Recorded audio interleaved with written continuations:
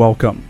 In this video, Chapter 5.5, also known as Operation Q+, of Girls Frontline will be summarized. Throughout the video, there will be spoilers for the story of Girls Frontline. If you don't want to be spoiled, please go and play the game. 5 days after Star went missing, Hellion is informing Kruger about the latest info that the Commander and AR team have while they search for her, as well as approving the Emergency Command Authority for Squad 404. Kruger says that the authority should have been a last resort, but Hellion believes that the threat 404 faced is serious, and a jammer may be related to Parapuli. Meanwhile, in Area S06, UMP wakes up HK-416 and helps to remove a rock that's on top of her, as SF cleanup teams will be there soon. 9 hears gunfire in the distance, saying that she'll be out of there if she sees trouble, but 416 threatens her if she turns her back. 9 is curious as to why SF is guarding a jammer so much, with 416 saying they underestimated the situation, but the offer Hellion gave them is high. They can't sneak around easily either, as there's radar stations that will spot them quickly. 416 suggests capturing the radar stations, but she's reminded by 9 that they don't have AP ammo to take on armored enemies. UMP-45 is supposedly trying to figure out a solution, but hasn't as of now. 416 sees through 9's lies, as if 45 hadn't figured anything out, she would have been gone by now. 9 tells 416 to find a spot to set up an ambush while she contacts 45. 45 asks if 416 is dead, with 416 asking if they can leave yet. 45 doesn't plan on losing, saying she'll break her and 9 out, meeting up with G11 after she's done picking up intel, and then regroup with 45. 9 reminds her that they have to find the jammer as well, with 45 responding by saying that Hellion granted her the Emergency Command Authority, so they don't need to worry about that problem anymore. 416 asks about their limited vision, with 45 saying that they can rely on an HG TDOL to provide enhanced vision, as well as getting the radar stations under their control. After a successful infiltration, 416 looks and finds G11 asleep, and wakes her up. Before they leave, G11 checks her sound recording. 416 recognizes the voice in the recording as an SF ringleader, who teases the Griffin T-Dolls, asking if they're enjoying their night assault. 416 and G11 duck down as an explosion occurs. Meanwhile, in the SF Area S06 Command Center, Hunter informs Ouroboros that a sound-triggered bomb went off in point F3, and that it was Squad 404 that set it off. Ouroboros tells Hunter to send a team in to find out if they were eliminated, but Hunter is cautious due to Agent telling them to avoid contact with Griffin as much as possible. Ouroboros criticizes Hunter for relying too much on her experience, saying her goal is their leader, and they have to lure them out. Ouroboros knows that 404's leader won't abandon pawns while they're still useful, and that she rescued Hunter because she experienced failure. Therefore, her vengeance will be more cruel. Hunter heads off to deal with the Griffin T-Dolls. 10 minutes later, back with 416 and G11, 45 tells the two to jump off a cliff as their extraction is there, and they jump. An hour later, all of 404 are in an aircraft above Area S06. 9 tries to wake 11, with 11 saying she needs more time to heal after 416 fell on her and broke her waist. 416 promises to let her explode into a million pieces next time.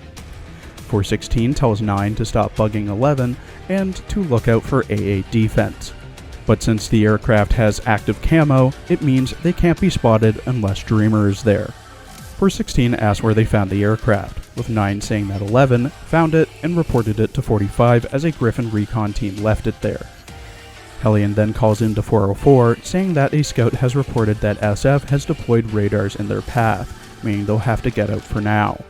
45 suggests to Hellion that if they land near the S06 outpost, they can ambush and capture the ringleader in the outpost to find where the jammer is directly.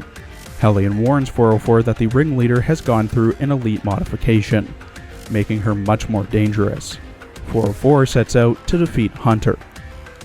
404 finally meets Hunter face to face, with Hunter saying she's prepared for their underhanded methods.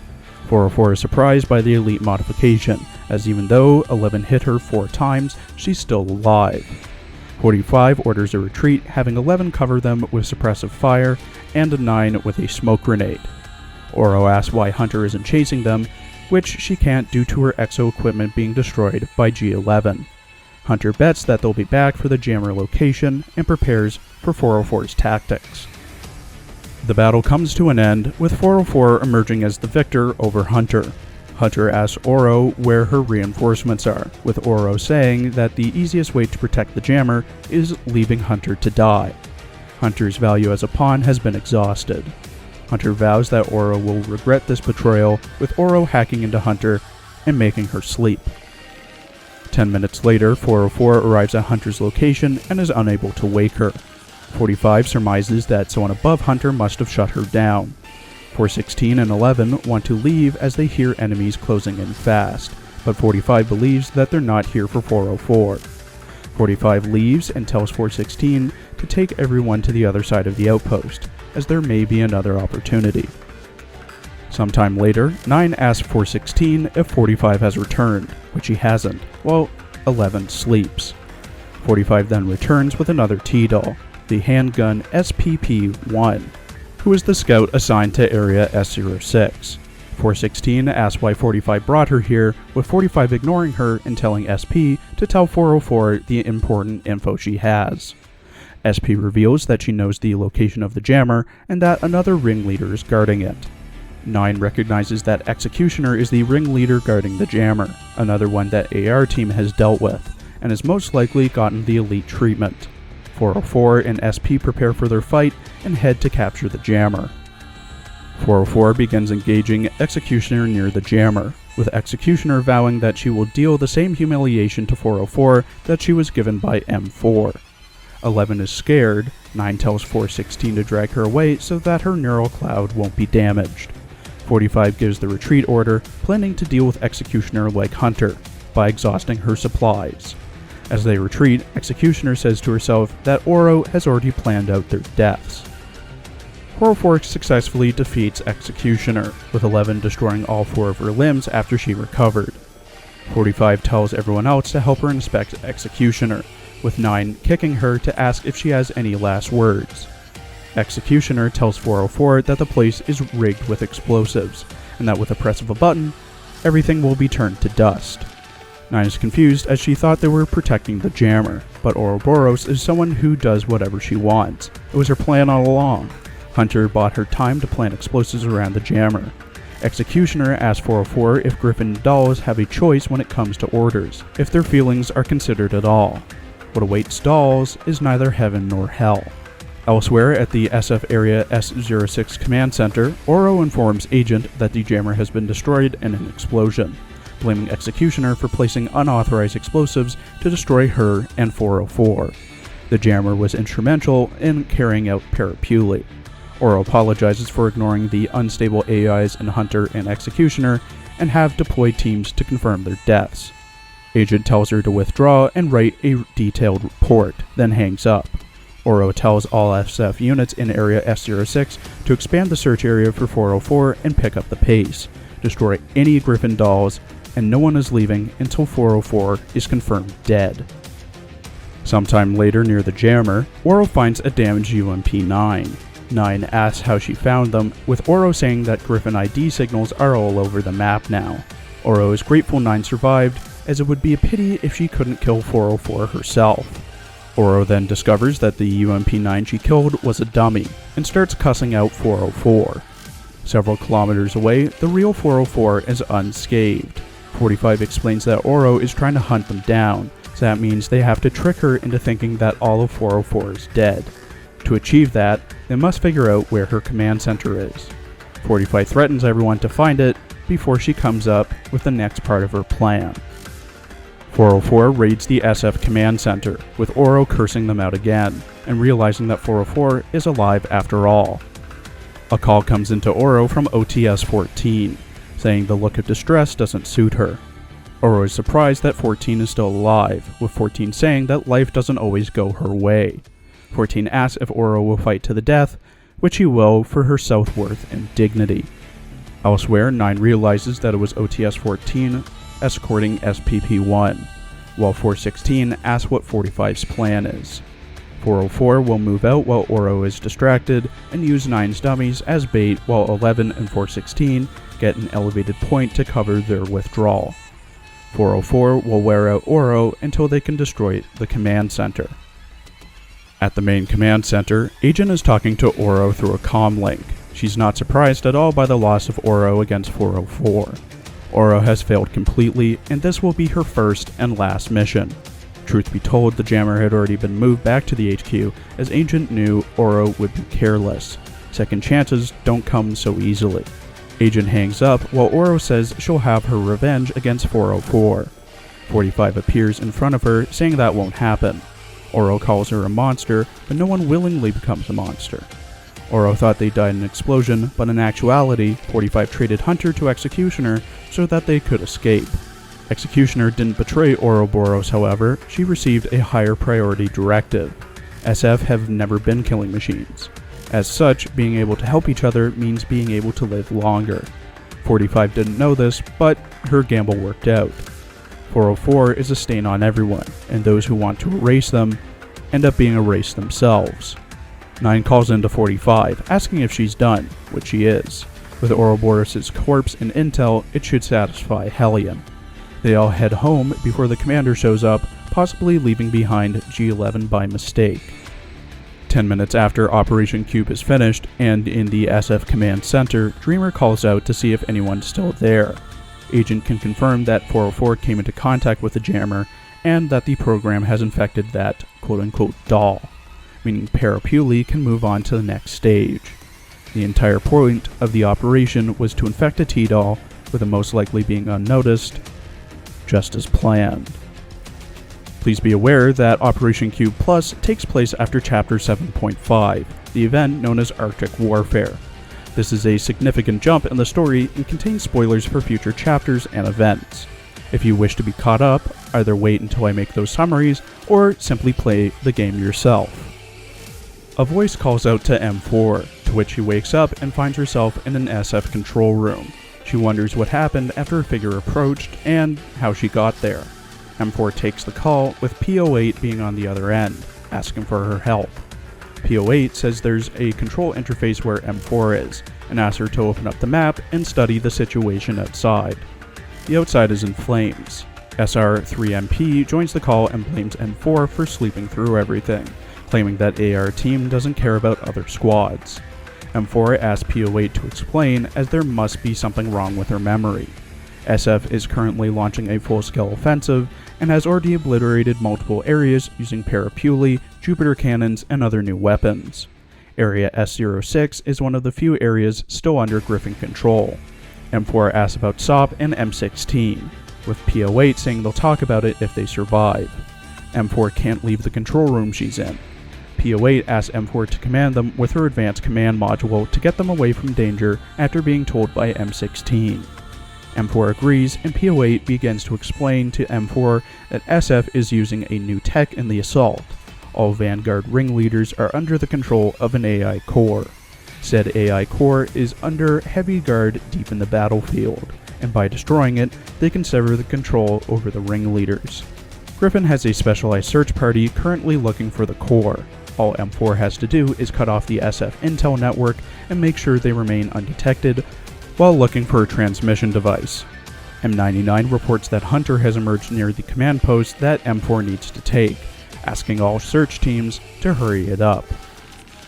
Super SAS and AAT-52 report that there's no SF signal detected in Hall 4 and Campsite 2.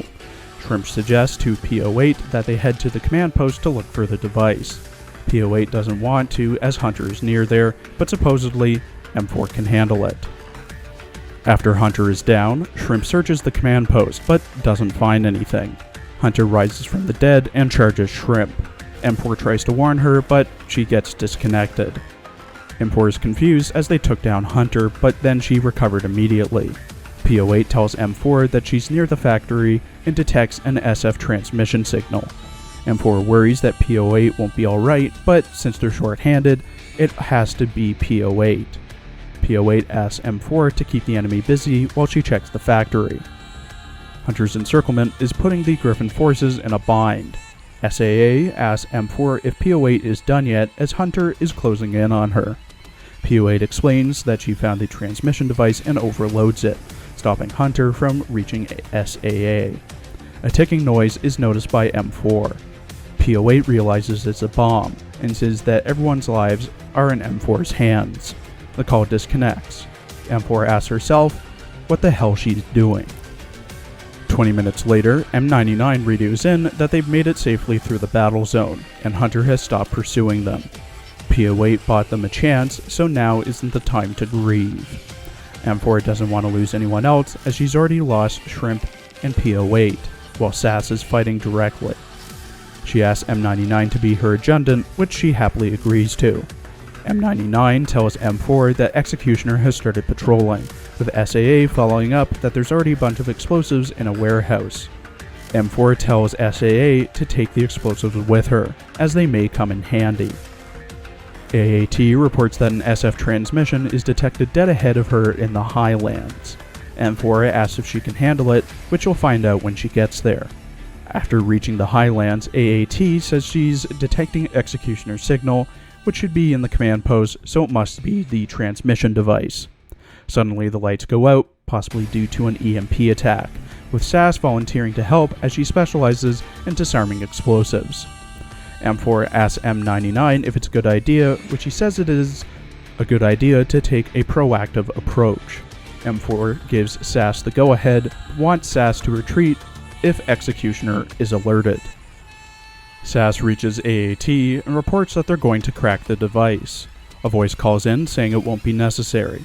Said voice is Architect, who blows up Sass and AAT. M4 and M99 thought she surrendered, but she only surrendered with the Mastermind's permission, and has been biding time, waiting for Griffin's guard to be lowered. Architect is after the AI core that just got into Griffin's hands, and Architect is there to assist the AI core.